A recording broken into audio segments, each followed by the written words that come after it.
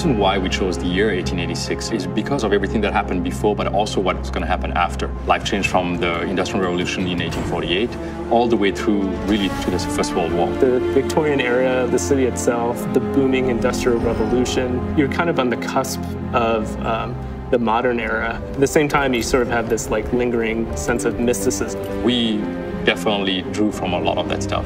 I remember being enamored with the whole idea of Camelot and the Knights of the Round Table. Something that was not religious, but really, about humanity. If you look at the Arthurian legend, there's some of them that go back to pre-Roman, Celtic, and we wanted to get that kind of Celtic lineage back into the oldest part of the order. It's so rich with the lore, with those interaction and people, these noble knights basically protecting humanity. And it was like, well, if we could meld a story like that, if we build those people, if we build something that is slightly outside the bounds of reality, can we make it real enough? We want that kind of double take where it feels like the 1886 that was, but then kind of out of the corner of your eye, it's like, well, there's certain things where we deliberately kind of deviate from history just to have that balance between getting that first read of believability and sort of the second read of, wow, that's kind of cool and different. We tried to echo a lot of things that were true of the time. We didn't want to recreate history, we wanted to twist it. We just poured over kind of the history of the era,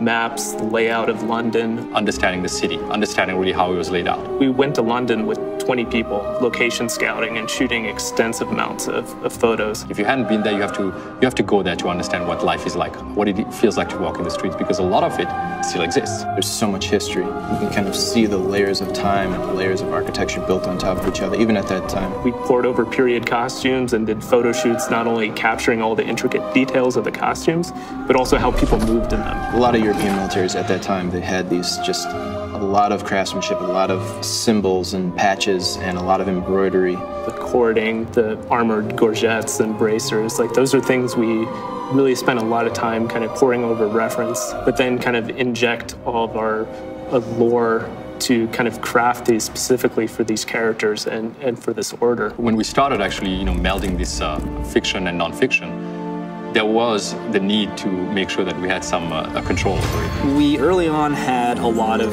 elements that were kind of more fantastic. It was very tempting and very easy early on to go like, if we're gonna do alternate history, let's alter the world a lot. The risk of approaching a game like this and bringing that balance between fiction and nonfiction, once you've basically, broken that suspension of disbelief, there is no, buying it back from the player. It kind of undermined the reality and the believability of the situations and the characters, and then it was kind of like all bets are off. We didn't want everything to be kind of pushed into alternate history. So more often than not, modes of transportation is the same, like horse-drawn carriages. But then there's technologies like airships that they did exist in that era, but we kind of pushed them ahead in the time frame. We brought in things that were potentially, 2-3 decades ahead of its time, brought them back into the 1886 era.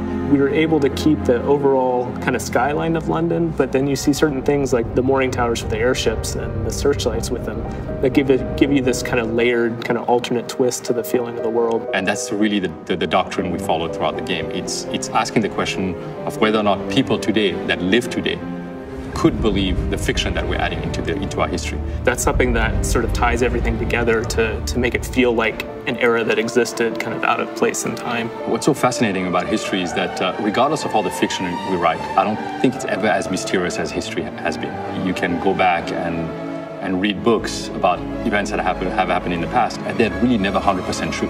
There's always something that actually is slightly off.